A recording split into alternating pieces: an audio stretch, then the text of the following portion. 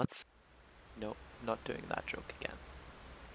But today we're going to be going through the basics that everyone should know about jailbreaking before they make a fool of themselves in a jailbreak chat. So let's start from the top. What even is it? Jailbreaking is a term used for bypassing the restrictions put in place by a device manufacturer. In the case of Apple mobile devices, this involves gaining root access to the file system and running arbitrary code, among other things. This process enables you to customize the software on the device to an extent and install applications not available via the App Store. But is it legal? Well, it depends. If you follow every tutorial out there for free checkra no computer and free Clash of Clans gems, then yes, it's illegal. But unless you're committing piracy, it's fully legal and specifically an exemption to the DMCA.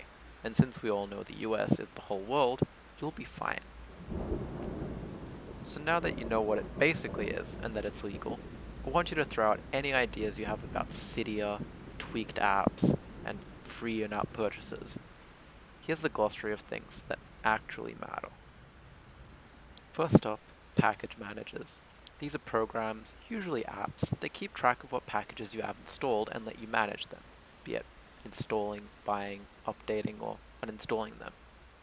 The most popular, but also most outdated one is Cydia, which is not in fact a jailbreak, but a package manager. Not the first, nor the best, it became a staple through sheer power of will and buying out competitors.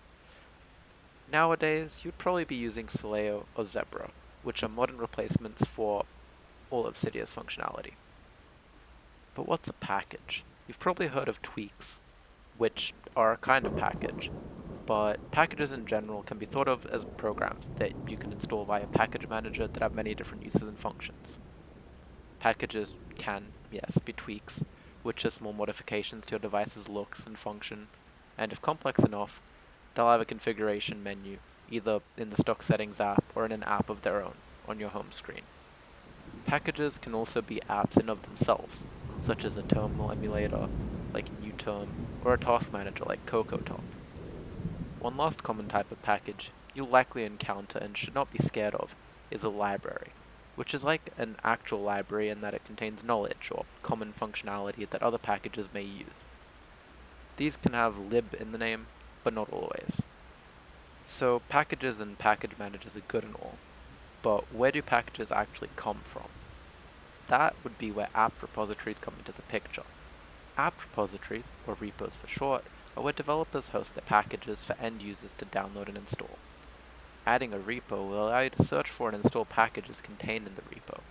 In the case of Soleo 2.1 and newer, you can even search for packages from the most popular and trustworthy repos, regardless of whether you have them added, and Soleo will automatically add them should you decide to install a package from that repo. Next up, respringing and all the stuff related to it. First, respringing itself. This just refers to restarting the springboard, or the program that runs your phone's home screen, status bar, lock screen, and so on. This is usually all you need to do to enable a tweak to work and modify iOS's UI or another app, and a package manager will usually handle it for you. For packages that affect iOS on a lower level, you may need to use Userspace Reboot, which is a fancy way of saying restart the phone without really restarting the whole phone. And again, package managers will handle it in most cases.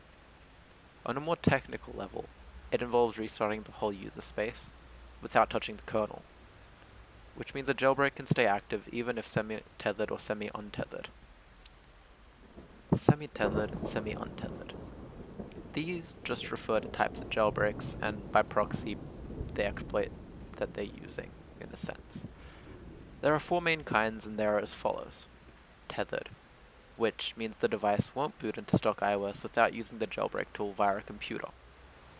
Semi-tethered, where your device will boot into stock without using a tool on a computer, but will not be jailbroken anymore and require a computer-based tool to re-jailbreak.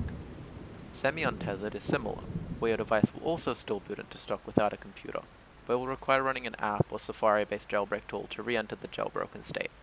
And lastly, untethered, which is basically the holy grail of jailbreaking, where a jailbreak persists through reboots, but hasn't been seen in a public tool since iOS 9 and is extremely dangerous due to its persistence.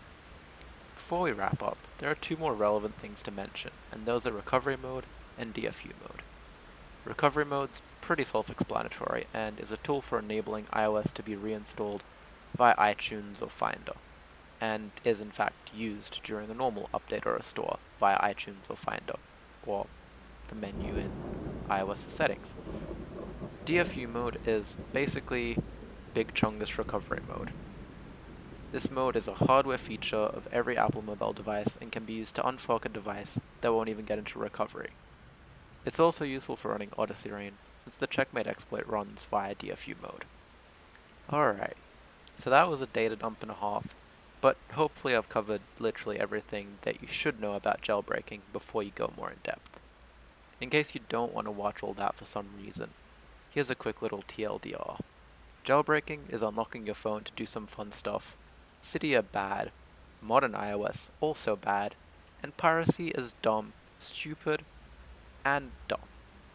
Also, make backups regularly, even if you don't jailbreak.